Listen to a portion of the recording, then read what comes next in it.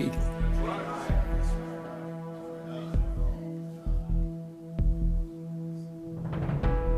The next year, 85, after the forum, I go down in Mexico. And on the night of the 17th of September, in a vision, I was carried up on the top of a mountain there in a sacred valley in Tepoztlan. There's a temple at the top made like a pyramid, but it's a monument to the Christ figure of Mesoamerica, Quetzalcoatl. And there I was at night in a vision-like experience. And one of these UFOs came over. I had people with me in the vision.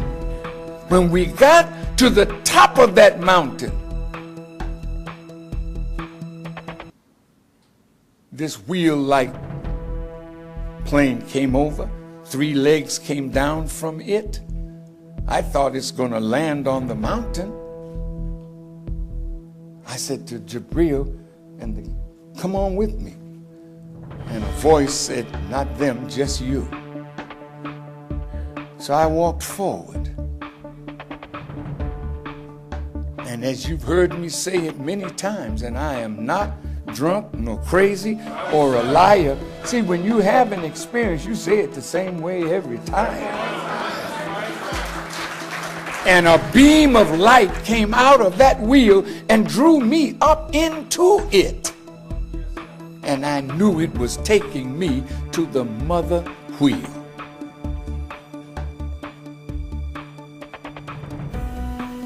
I won't go into a lot of detail now because the detail is in your packet. You can go and check it out. Because what I'm saying to you, I want you intelligent ones, or not so intelligent, to do the research. And you'll find that every word that I'm saying to you, absolutely right. When I got inside the big wheel, there was a scroll with cursive writing on it. I'm trying to read it. Elijah Muhammad speaks. And the scroll rolls up. You got his words? Put them up. Listen to what he said to me. He said, President Reagan, in early September, met with his Joint Chiefs of Staff to plan a war. I want you to hold a press conference in Washington, D.C. and make known their plans. And tell them that you got it from me, Elijah Muhammad, on the wheel. Listen, just listen. Then he said, you got one more thing to do. And when you have done it, you may come again to the wheel, and I will let you see me face to face. And he dismissed me.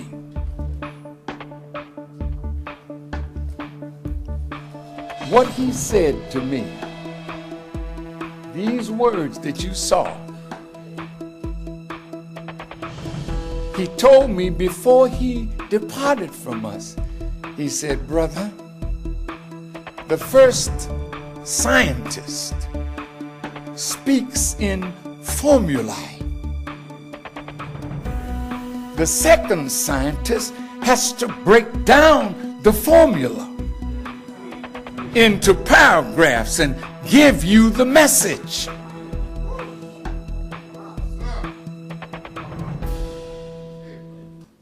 The first scientist is God himself. He don't use a lot of words.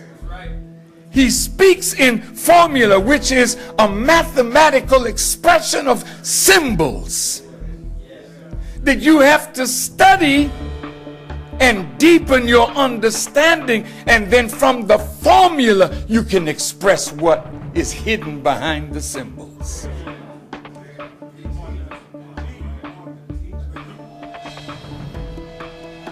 It has taken me 32 years to finally understand all that was contained in those few words. And I'm going to run it for you right now, very quickly, and get to President Trump.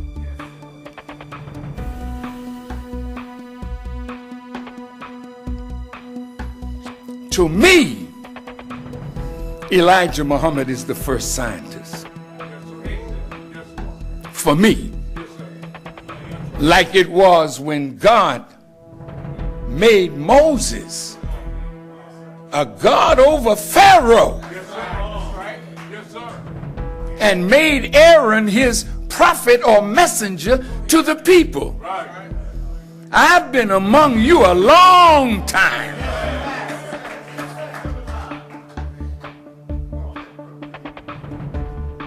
And I have not failed you in warning you of what the government of the United States of America has been planning against black people generally, but black youth in particular, and the Nation of Islam. Now, you may not have been listening, but you're going to listen today, because we're at the end of this now.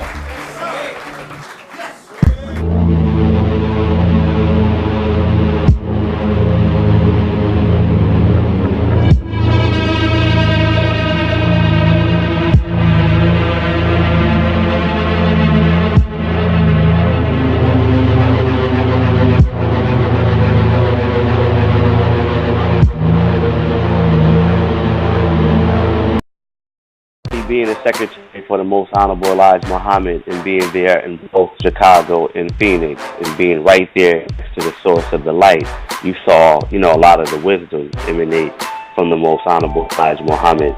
And of course, the Nation of Islam, to me, appeared to be at a pinnacle of success there in the late 70s, 72, up to 74, 75. There was tremendous growth, economic growth, and business development within the Nation of Islam, right? Yeah.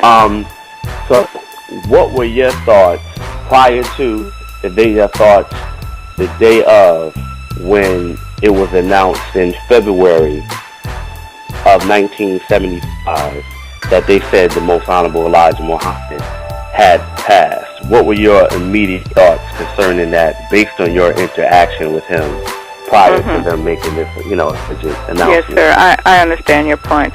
Well, first of all, Brother Wakil, I'd like to let you know that during my stay in Chicago, like I did say to you, we often were taught by the apostle. And I recall him saying to the secretaries, and this is in 68, that I will be leaving soon, but I will be back in 3 years, and I don't want you to get upset or anything, because I will be back, and I just want you to read in the Holy Quran the Ascension. And he said that's chapter 17, Surah 17 in the Holy Quran. So I suggest that your listening audience, if they do have access to a Holy Quran, to read that whole chapter. It's not that long. But it has a beautiful explanation of ascension of Prophet Muhammad, peace be upon him. So knowing that information from him personally, I went through the other years not thinking of anything like that, death, in other words. So when it was announced, Brother Leroy and my daughter and myself were in Los Angeles. We were going to the Savior's Day Convention in Los Angeles, which was going to be a webcast, to us in Los Angeles from Chicago. And we were driving along, and suddenly the announcer on the radio said, I have some bad news. Elijah Muhammad died this morning, and our condolences go out to the families. And so naturally, when we heard that, it hurt. You know, we cried, but we knew not only that he wasn't dead or had not passed, because I did have an experience before this occurred, and that was Minister Jabril came to our home. We were living in Mesa at the time, in Phoenix, Arizona. And Minister Jabril said to us, he was like a brother to me. He said, now remember what the messenger said, even though everybody's saying he's getting old and somebody else needs to be in charge and blah, blah, blah, and he's frail, diabetes and this and that and the other. So he said, don't believe it if somebody comes on the radio and tells you that the messenger has passed away. And I said, yes, sir. I remember the messenger telling us not to be alarmed, you know, because it wouldn't be true. So when we heard that in Los Angeles, we knew it wasn't true, even though everybody else that was in the general public believed it. And something else, too, beloved sir, when there was a funeral and the casket was open, I have a history with the children, Mother Tynetta's children, may Allah be pleased with her, and Sister Marie Farrakhan, who lives here, Mother Evelyn. They told me it wasn't their father because, remember I told you the mole was on his left cheek? Yes, ma'am. Well, in the casket, the mole was on the right cheek, and the body laying in the casket was much younger than their father. So that was another proof, but a lot of people didn't pick up on that, you see.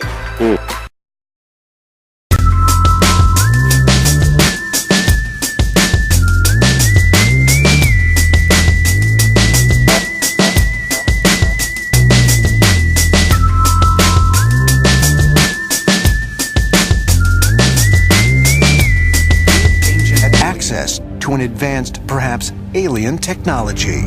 Abductees are of extraterrestrial origin. But if so, what is their purpose?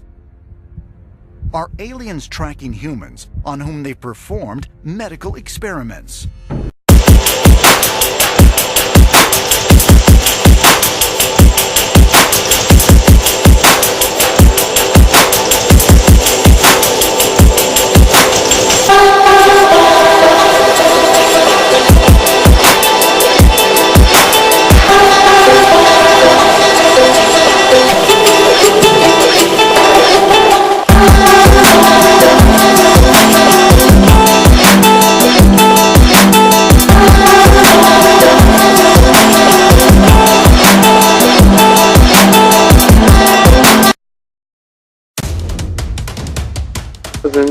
Wanted me to photograph the musical group, and she loaned me a camera with some film.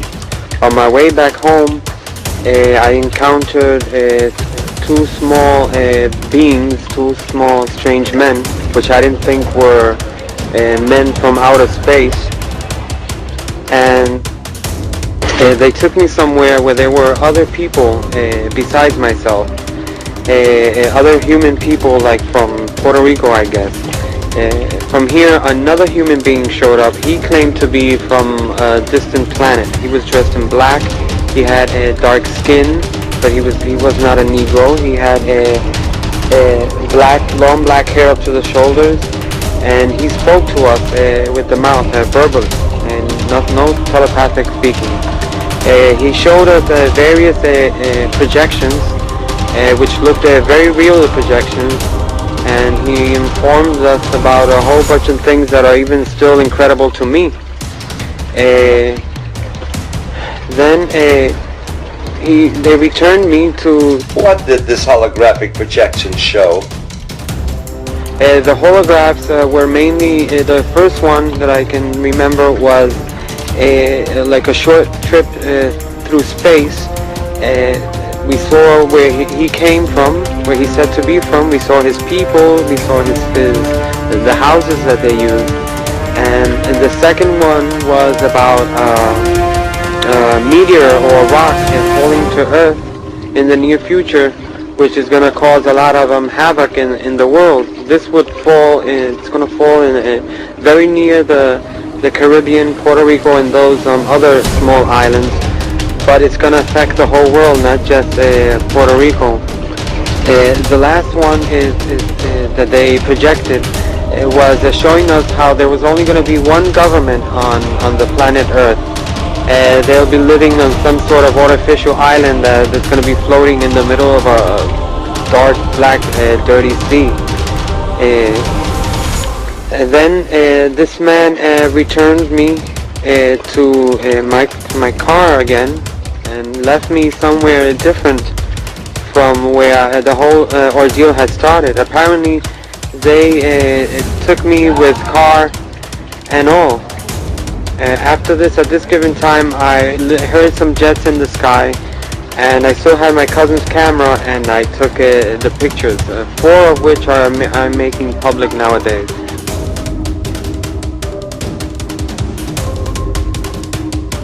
So the jets followed the UFO? Yes, it was. They seemed to be surveilling it. I only got to capture just one of the jets in the photograph, but there were 3 of them. Or maybe I got in one of the photos one, and in the second or third I got one of the other ones, because they would go around it very far away, and while this one was closer, and turn, very far, very far. And by the time this one was coming back, another one was turning over there. There was always one or the other close to the object, to the UFO.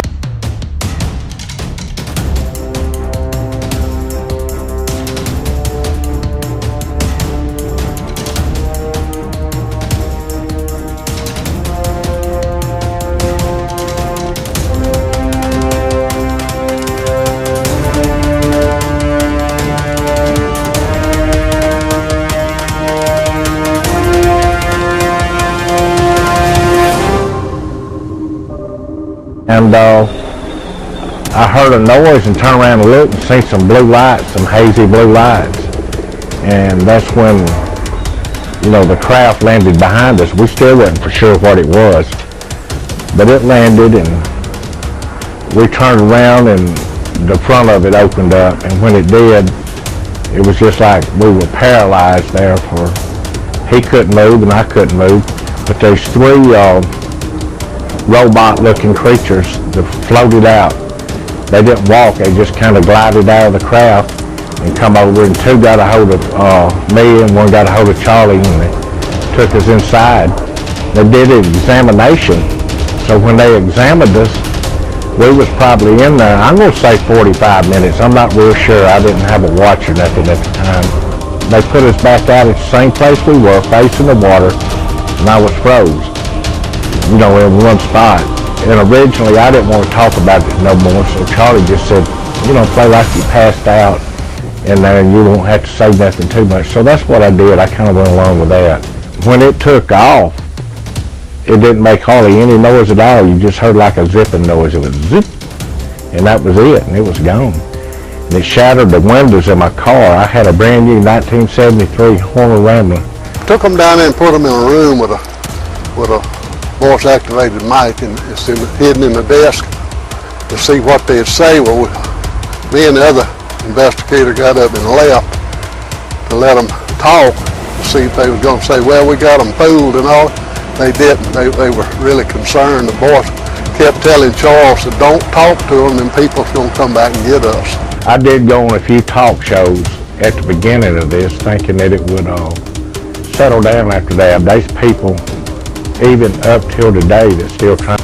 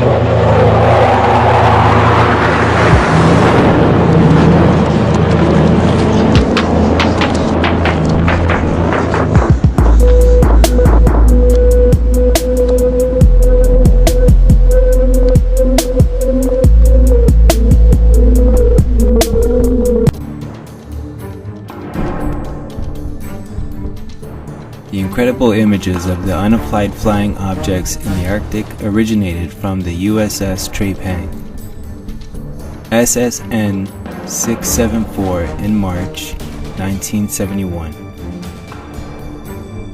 The following case was made available thanks to John Greenwald from the Black Vault, who in turn received the incredible images from researcher Alex Mistrada.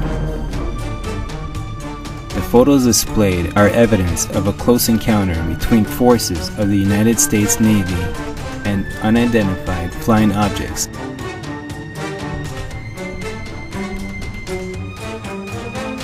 These images were supposedly taken in March 1971 from a United States submarine, the USS Trepang, a Sturgeon-class attack submarine.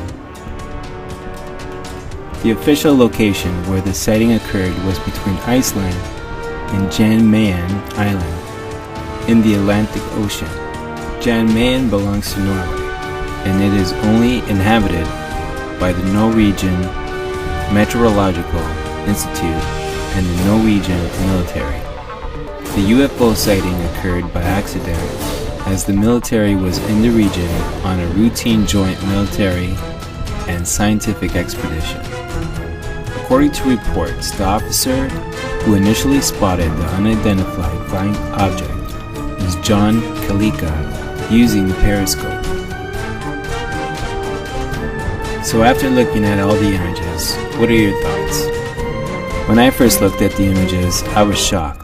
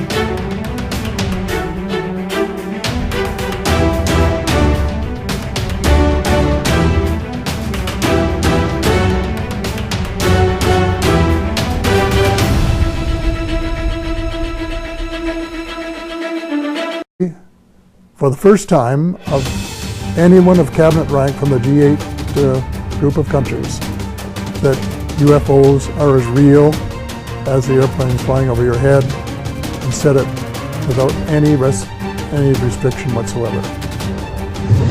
Morning, ladies and gentlemen. My name's Clifford Stone. I was a Sergeant First Class, United States Army. I had a secret clearance with nuclear surety. I could get the clearance that I needed to do whatever it was that was necessary for me to do at the time on special operations when I was called in on those. What I'm referring to here is that I was involved in situations where we actually did recoveries of crashed saucers, for lack of a better term, and debris thereof. There were bodies that were involved with some of these crashes, also some were alive. While we were doing all this, we were telling the American public there was nothing to it. We were telling the world there was nothing to it. I'd like to go into detail on some of the cases, about the nuts and bolts cases right here, but I will be available if you have any questions concerning my involvement in this. You can talk to Dr. Greer to arrange for me to get to talk to you. But the whole situation is, we've set back, we've told the American people that there's no such thing as UFOs. I've been involved where we have recovered these objects. We know them to be of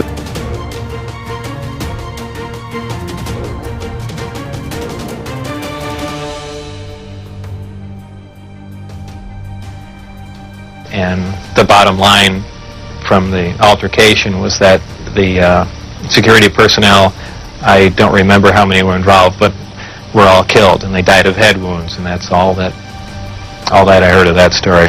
What was your job description at S4? My official job description was a senior staff physicist. I don't know if I actually had that position when I was there, because I was there so infrequently. I wasn't supervising anyone, so that was the official position I was hired under, but whether or not I actually acted in that capacity, I don't know. What was the size of the staff working on Project Galileo? Well, there were 22 people employed there totally. And that was specifically for the Galileo project? No, for the entire project. Oh, I see. There were 22 people with Majestic clearance. I had Majestic clearance. Majestic clearance was designated as clearance 38 levels above Q clearance, and Q clearance is the civilian top secret clearance. When did you see your first disc? The first disc I saw, I believe it was the second, or I think it was the third time I was up there. Normally the bus pulled around to the opposite end of the facility, which was the main entrance, and that's where we went in. On this particular occasion, it pulled up to one of the hangar doors, which were normally closed, and the last one was open. We came out, and I saw the disc in the hangar. Upon seeing it, it struck me that, well, this explains all the UFO sightings. Not thinking that it was an extraterrestrial craft, that this must have been some advanced form of fighter that we've been working on for years, and, you know, people have just caught it being tested, so on and so forth. And it never even occurred to me, even though I was looking at an extraterrestrial vehicle, that, you know, this wasn't man-made. When did you realize the craft was not of earthly origin? Well, it probably really hit me when I got inside the craft and looked around and began to understand how the craft was operated, and finally grasped the whole project as a whole, as what we were doing, the fact that we weren't building this thing, we were trying to find out how it was made. We were back engineering it.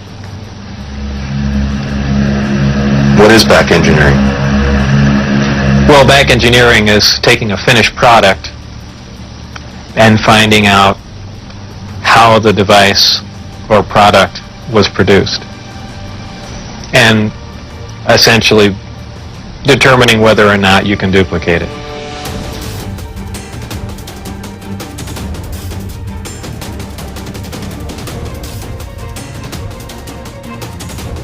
And quantities of the metal have been found inside the Pyramid of the Feathered Serpent.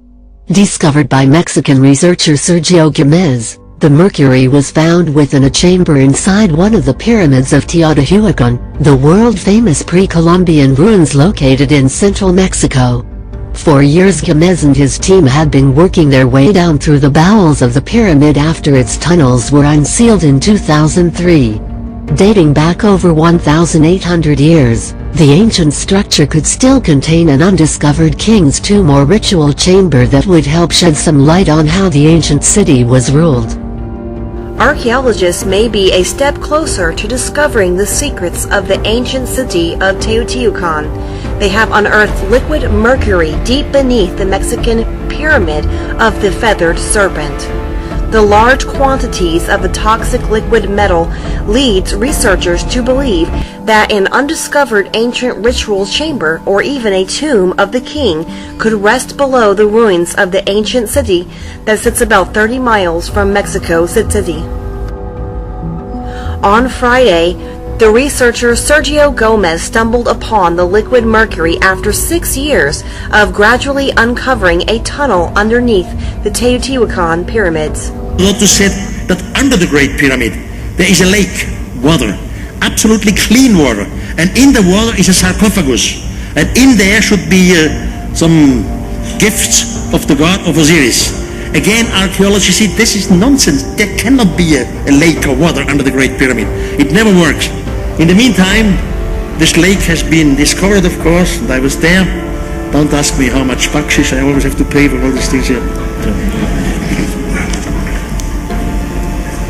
You have first an entry which is easy to make for everyone. Then you have a stairway down for there, deeper.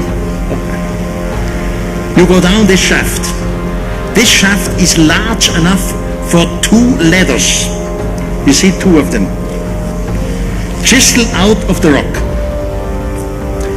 Then you come in a subterranean room, and there 7 niches are cut out of the rock. But only in 2 niches were sarcophagi here. This one is black basalt, yes, volcanic rock. Another one is granite. Now from this point, we continue deeper under the pyramid. Now you have to remember, the shaft which you saw here was large enough for 2 ladders. Now we continue here. It's not the same shaft. You have only room for 1 ladder. You are on the left side of the Great Pyramid now. From this point, you climb in direction under the pyramid. And you enter into a room. And in the room, there is a lake, there is water, clear water. And in the water, there is a sarcophagi, as Herodot was telling us 2,500 years ago. Now you only see the contours of the sarcophagus. You will see better picture later. Just imagine this is water, covered by water. If we would have used a flashlight, we only have the reflection, like a mirror. We could not make the picture. Here you see it closer now. Of course, we measured the sarcophagus. His large, his length, his wide, etc. And this sarcophagus is bigger than the second shaft, which had only room for 1 staircase, one ladder. So they cannot have transported this sarcophagus down there. There must be some other entry, whatever. So all the ones who believe that the mysteries of Egypt were sold, forget it.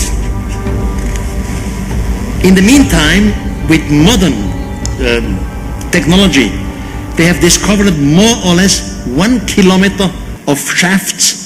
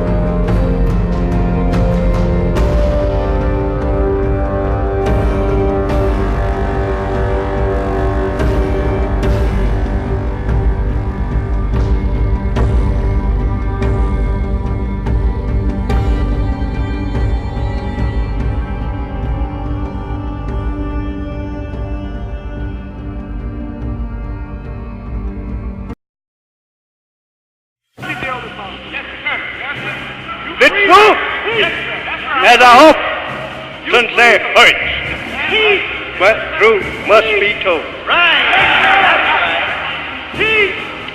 You the man.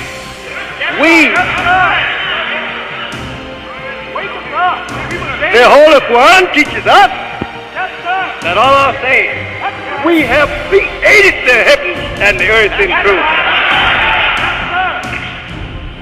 and made it a guarded canopy. This means that the heaven is not left without protection. He made it a guarded canopy. Don't feel free to exercise your wickedness everywhere. We did not make civilization on these other planets wicked like you. That's right. Don't try to visit them. Yes, sir. They don't know anything about your way of life. Right. I will hide them from you, and I will bring you to your doom. Yes, sir. You shall not know them. They don't belong to you. Their wisdom is not of you. You would like to get over and find whether or not that they're able to make war with you. You want to start trouble, but the distance is too far. Distance is too far. You won't be able to learn their language. We know it, but you shall not know how to contact them. We have 7 inhabited planets. We have 9 planets with life on it. You don't know that.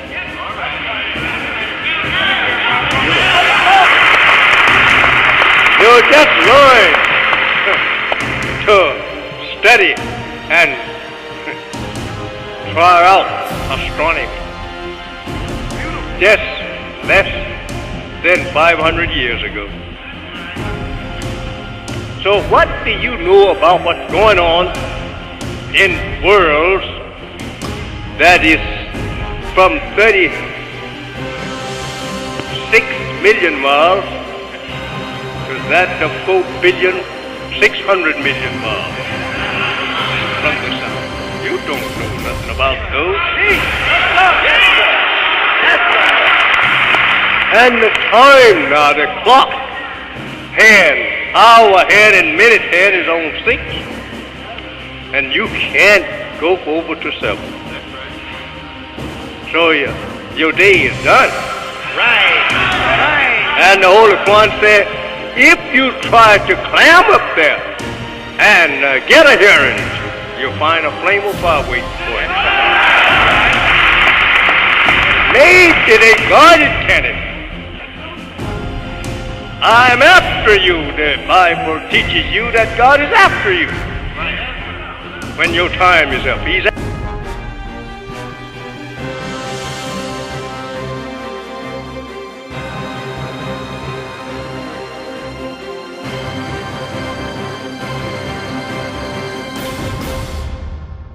Employee, who claims to have witnessed a 9-foot-tall extraterrestrial humanoid during a routine space shuttle mission. Clark McClelland, who is a retired spacecraft operator, worked at NASA for 34 years, and was responsible for ensuring the safety of numerous NASA missions.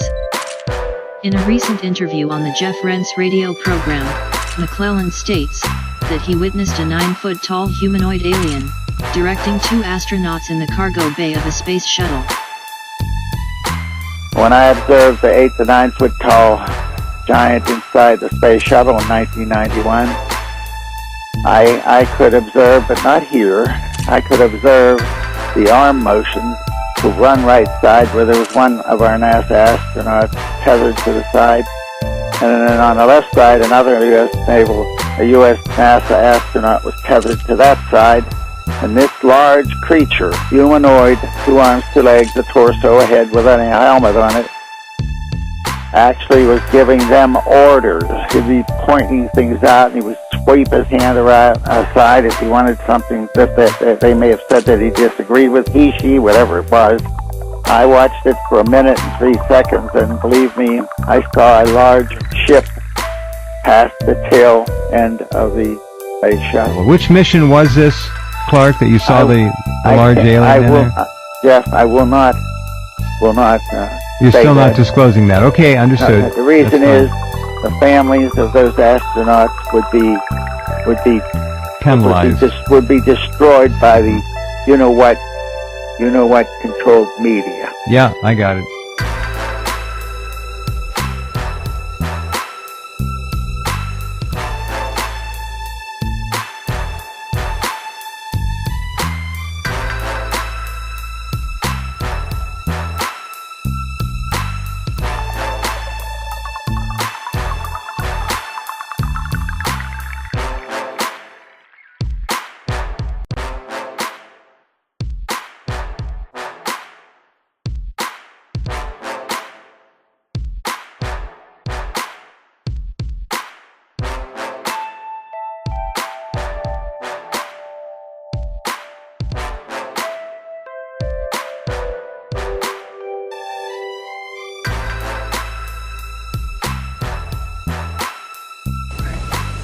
Okay, but if there are craft, there are beings.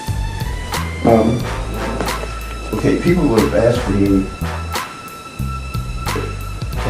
about, I call them vehicles, okay? Right. Now, I did not call them objects. That was too neuter for me. Okay. I had a Stanford professor say you ought to call them objects. No. They have all of the qualities of a vehicle. They can move. They're just like a missile or anything like that. So that much we can say about them, for sure. Okay. So I'm calling it a vehicle. Okay. Okay, somebody comes along and says, well now where would you manufacture one that's 2.5 Earth lengths long? And that's a hard question to answer. So are you not positing the idea that those vehicles contain, beings who are, maybe like us? Yeah, I only go along with government images. And if you want to know about people kind of thing, there is the ship that picked up the Voyager capsule at Alameda Naval Shipyard, and they have a picture there of I think it's the Apollo flight that Buzz and Neil were on. But anyway, there is one image there that shows black people getting off. So people with dark skin getting off. Not dark, black. Black skin. Really black. Yeah. Were they tall? Yes. Very tall? Yeah. How tall? You know? Well, they got up the doorway. I don't know how high that is, but say 7 feet would be probably a conservative estimate. Have you heard about Clark McClellan's statement about that? No. Oh, you haven't? Have you ever been in touch with him? No? There is one image there that shows black people getting off. So people with dark skin getting off. Not dark, black. Black skin. Really black. Yeah. Were they tall? Yes. Very tall? Yeah. How tall? Do you know? Well, they got out the doorway. I don't know how high that is, but well, what? Say 7 feet would be probably a conservative estimate. Of which comes from a scientist, well-known, Ames Research Center, NASA scientist, who has sort of come back into the spotlight recently. Now, we have done videos on this guy in the past, years ago in fact. I actually own his book entitled The Ring Makers of Saturn, but he's come out recently sort of breathing new life back into his claims that there are, without a doubt, alien ships, massive craft around planets like Saturn and Jupiter. Now, his name is Dr. Norman Berggren. And if you don't know who he is a mechanical engineer, world-renowned, well-respected mechanical engineer. Dr. Berggren has worked for NASA's Ames Research Laboratory, as well as the Lockheed Martin Missile and Space Company, and really has a list of accomplishments longer than my arm. I mean, this guy he knows his shit, we'll just say that. And he's worked with some very important and powerful people and government projects, we'll just say. And if you don't know about his book, he came out with a book back in the 80s called The Ring Makers of Saturn. And in this book, he presents the theory, as well as facts, that there are massive alien craft of some sort out at Saturn that have actually been snapped on camera actually manufacturing rings around Saturn. As you all know, the planet Saturn has rings around it. And in some of the Voyager space probe imagery that we have at least that's available to the public, would seem to corroborate that. And you're seeing some images here from his book, as well as these Voyager mission images that would seem to show these sort of massive, and I'm talking miles long, hundreds of miles long, cigar-shaped objects that have been captured in official NASA images, sort of hanging around NASA's ring system, as well as creating rings, as you're seeing in these images here, where in one image taken earlier, you see that the end of the ring system to the right of Saturn comes to an abrupt end. And there's actually a long cylindrical object seen at the end of this ring, this unfinished ring, that looks to have an exhaust system coming from it. And in later images, you see that this ring is completed. And so he's come back into the spotlight and is reaffirming once again that, quote, alien spacecraft are proliferating in our solar system and around these ringed planets. Uranus is another one of these planets that have rings.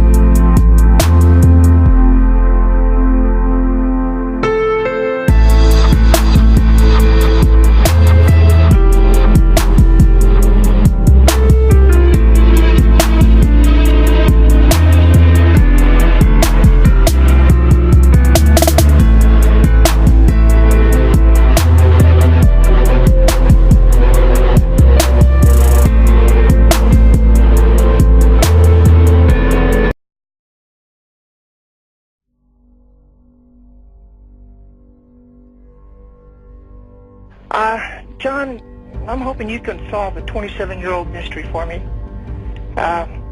Do you know what was going on in 1979? Where? Well, on Mars. No. Okay. What was going on in 79 on Mars?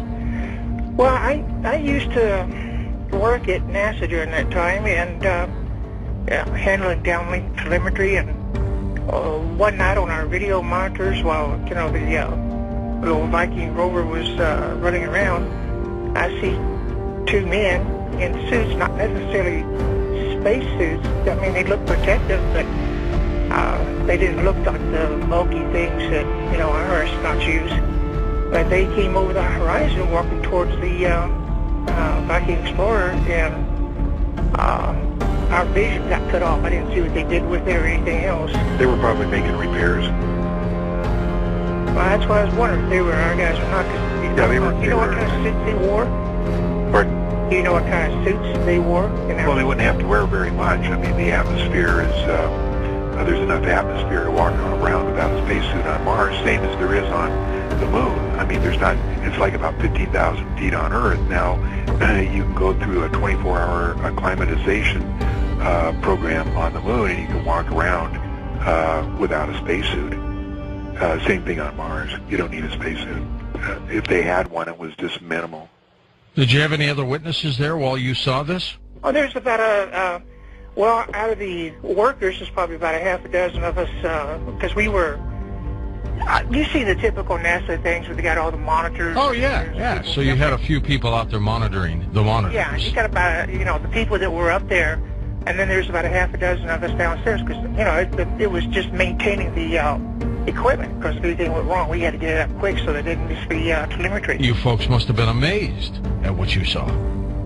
Yeah, because, when we saw that and they cut off our video downstairs, of course, we ran upstairs and they've got almost side doors upstairs. They have those little windows. Have you been there? I have not, no. Okay. Well, they got those side doors going up to the back, what we call nosebleed section in most stadiums and stuff. But anyway, you come up there and we could look through the little window in that because they had just locked the door, and they normally don't lock it on us. But anyway, they just locked the door, and then they came, we saw some more on their monitors, and then they came over with some paper and taped over the door. They clubbed it. Can you imagine Jackie, that? I appreciate you calling and telling us that story. It is great, and it just confirms what's going on.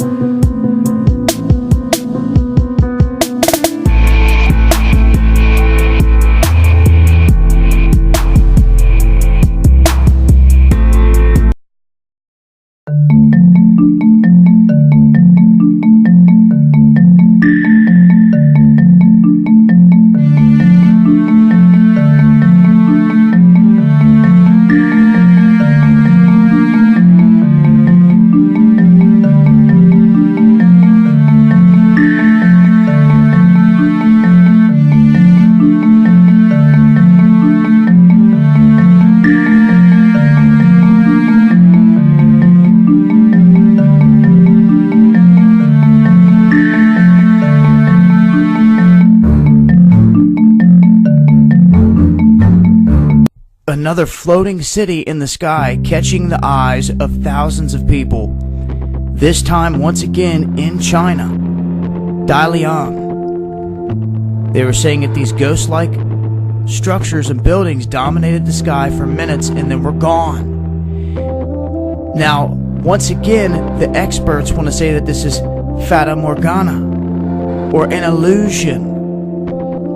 But this is starting to be way more commonplace than just some kind of illusion. It seems there's something else to this. Not to mention, when you look at these images, it almost looks like there's cranes, like it's like a dockyard or something coming in. There's perfect structure to this. Now I'm going to run some video footage here and let you guys see what the other people were witnessing. There's another shot of it right there. But I want to add to this real quick that they're not alone. Almost the same time, I got a tweet sent in to me on Twitter from here in the United States, and you can tell that it's different, from someone that took this and said, look, once again, it looks like a city in the sky.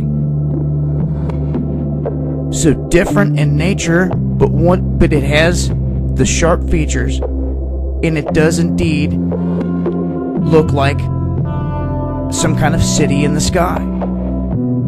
So again, we have reports coming from the United States and China around roughly the same time, and this is how it happened last time. And you're talking hundreds of people at minimum witnessing this most recent event.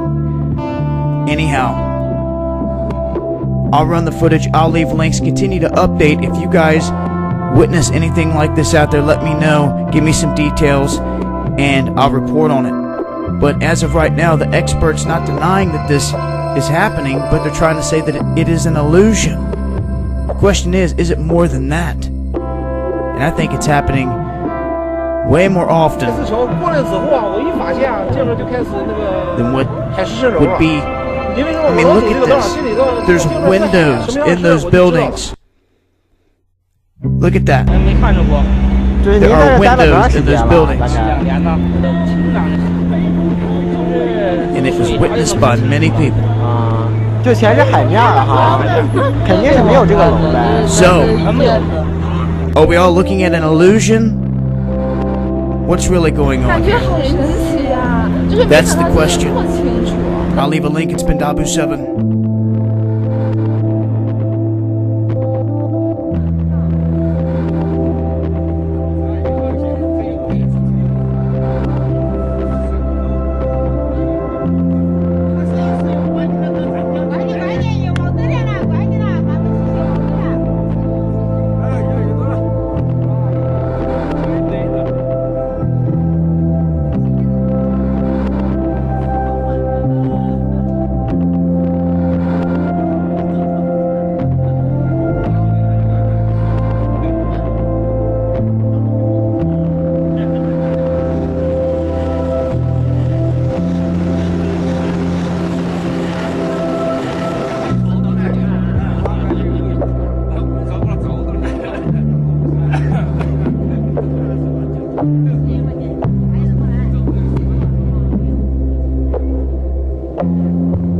Hey, what's up guys? Tyler here with Secure Team.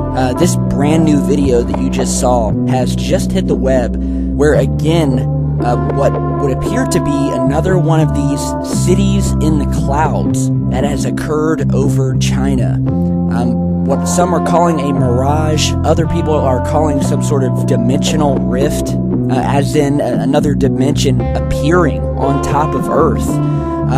This has happened before, if you guys remember, and we'll go into that here in just a second. So this so-called floating city was seen in the skies by apparently thousands of people, and you can see some people in this video here holding their phones up trying to get a look at this thing. This apparition has been seen all over the world, most notably in China. And, of course, the emergence of the phenomenon has prompted a countless number of theories, with many people claiming that this is something more than a mirage, because often When you see these floating cities, they are very detailed. They are three-dimensional. You know, they're almost too real to just be simple mirages or something that's not there.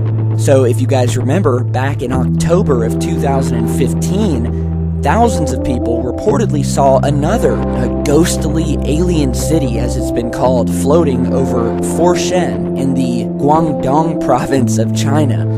After which, a few days later, people in the province of Jiangxi, China, also reported seeing a similar cloud city. Weather experts, of course, have explained the phenomena to be a natural mirage or an optical illusion called Fata Morgana, which can be seen on land or sea and involves the optical distortion and inversion of distant objects, such as boats, which can appear as skyscrapers because the images become stacked when the rays of light bend as they pass through air of different temperatures, such as in a heat haze. So there's a lot of scientific mumbo-jumbo. It is true. There are mirages. These things do occur. But the point that many people have been making is that they seem like something more. Of course, I'll leave it up to you guys. You guys are watching this. What do you think? Does this look like a simple mirage, or has something possibly of another dimension, maybe something we just don't understand, become visible in these clouds or on certain areas of the planet? Now,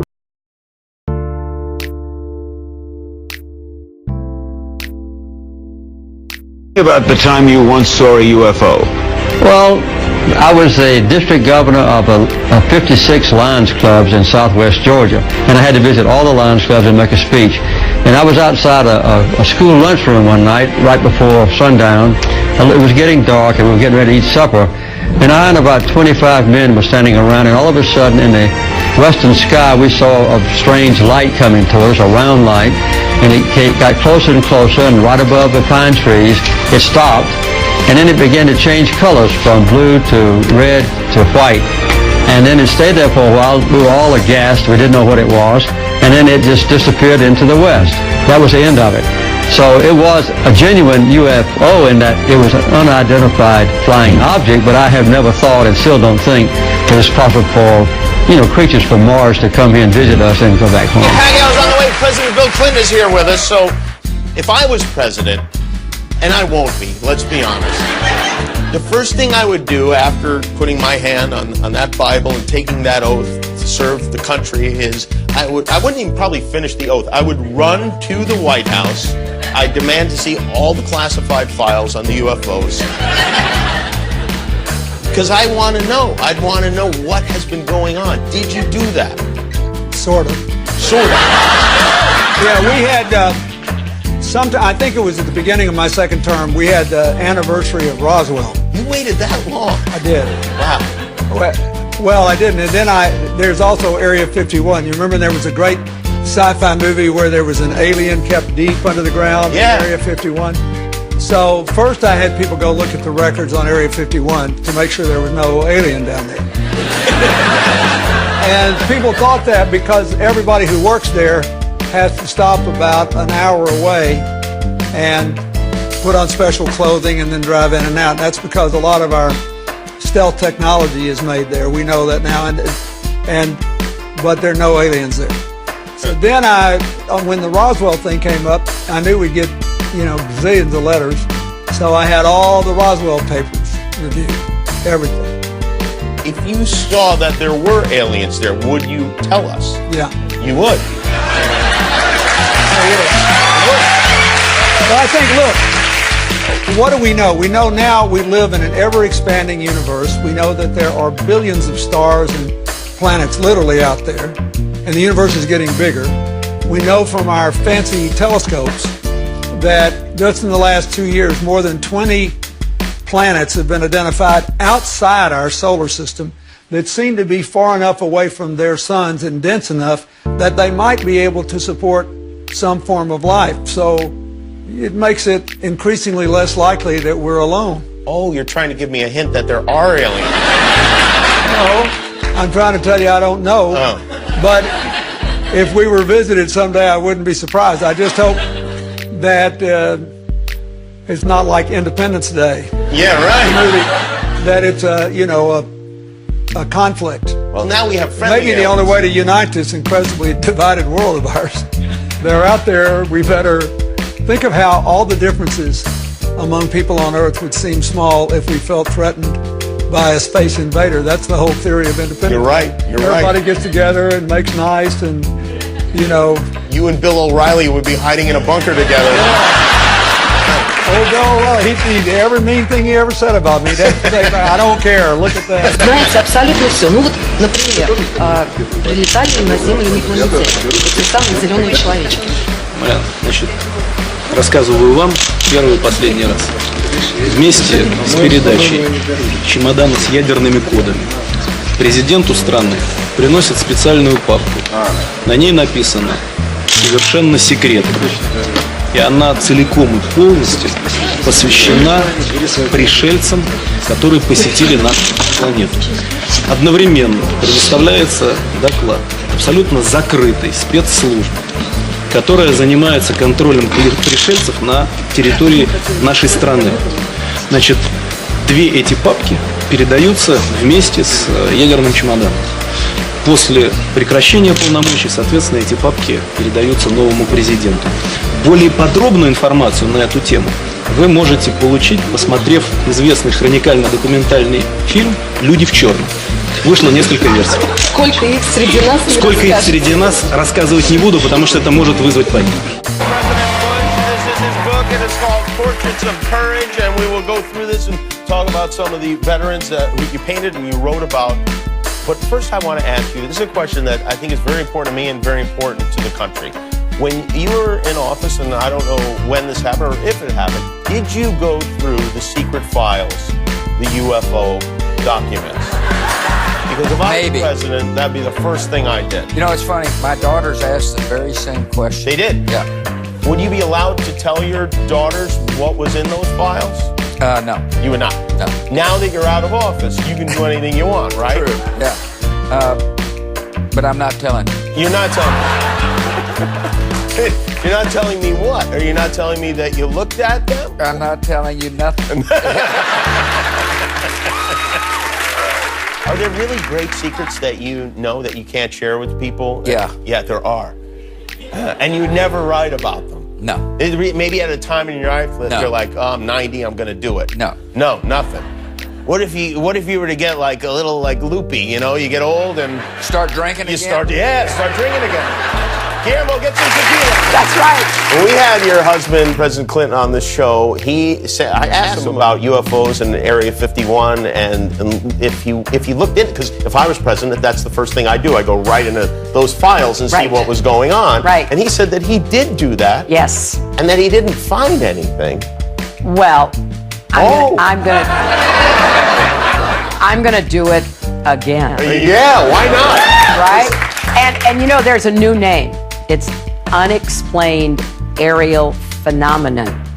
Unexplained aerial phenomenon, Yep, really? Yep, UAP. That's the latest nomenclature. I like the old one. I like UFO. I don't know why.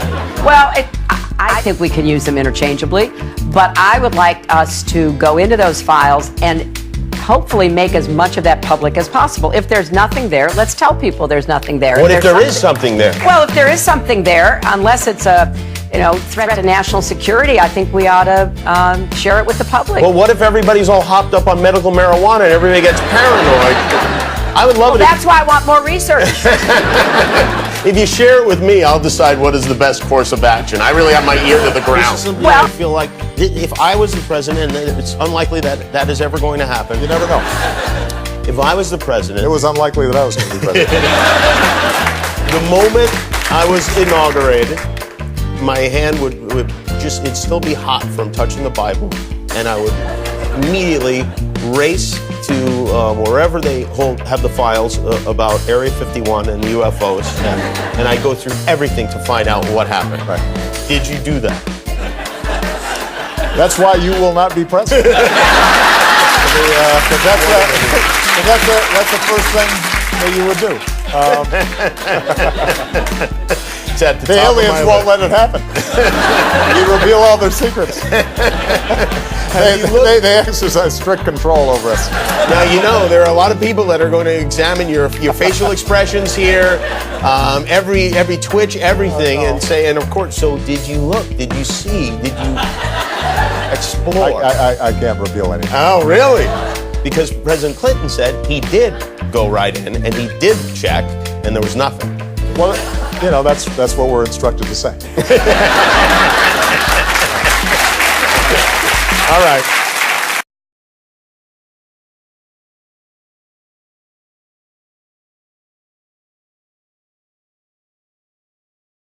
Well, you know, that's what we're instructed to say.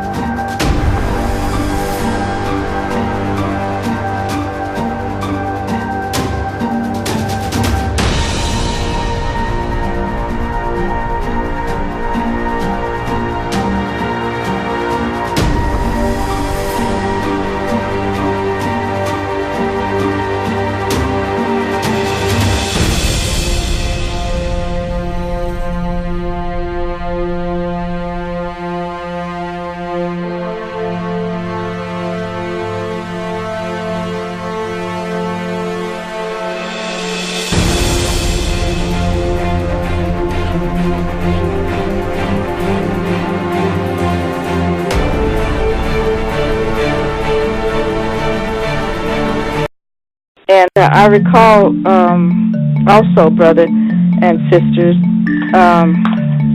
once I was at the dinner table with the other secretaries, and the Most Honorable Elijah Muhammad was teaching us, of course. And we were the only ones there, and the doorbell rang. And in walked this short man, very light-skinned. He looked Arab. And so I asked Sister Valora, I said, who is that? And she said, that's one of the angels. And I said, oh, praises to Allah. And of course, shortly after that, we were dismissed after he arrived, you know. So I was privileged to see one of the angels, and I don't want anybody to be spooky about it.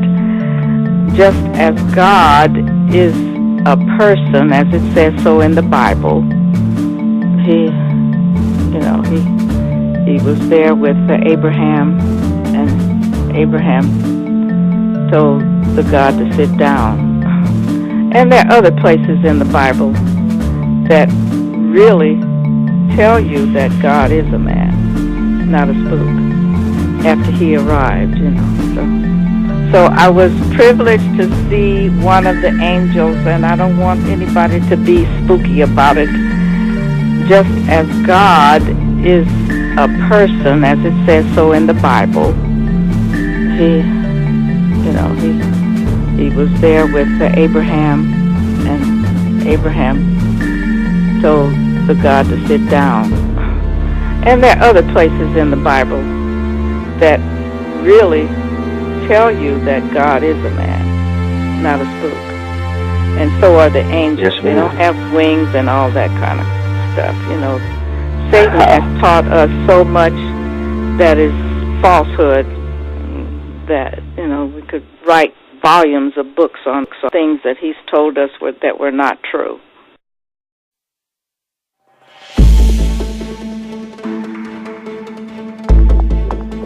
They know that the end is close. And so now, in the movies, they're going to make it like fiction, but it's based on something real. The Honorable Elijah Muhammad said that mother plane is so powerful that with sound reverberating in the atmosphere, just with a sound, she can crumble buildings. And the final act of destruction will be, listen, Allah will make a wall out of the atmosphere over and around North America. You can see it, but you can't penetrate it. And he said he will cut a shortage in gravity. And a fire will start from 13 layers up and burn right down, burning atmosphere.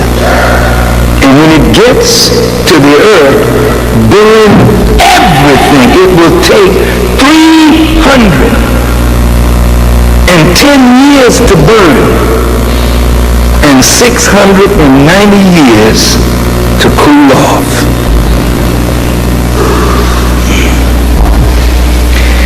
And in the book of Revelations, it says, and the kings of the earth who have committed fornication with her shall lament for her when they shall see the smoke of her burning. This fire is for us. It's prepared for men and stones. Stones represent the hard-hearted people of this wicked world, and for men who refuse to change and come to God. Now, in my conclusion, Allah says, He has sent death among them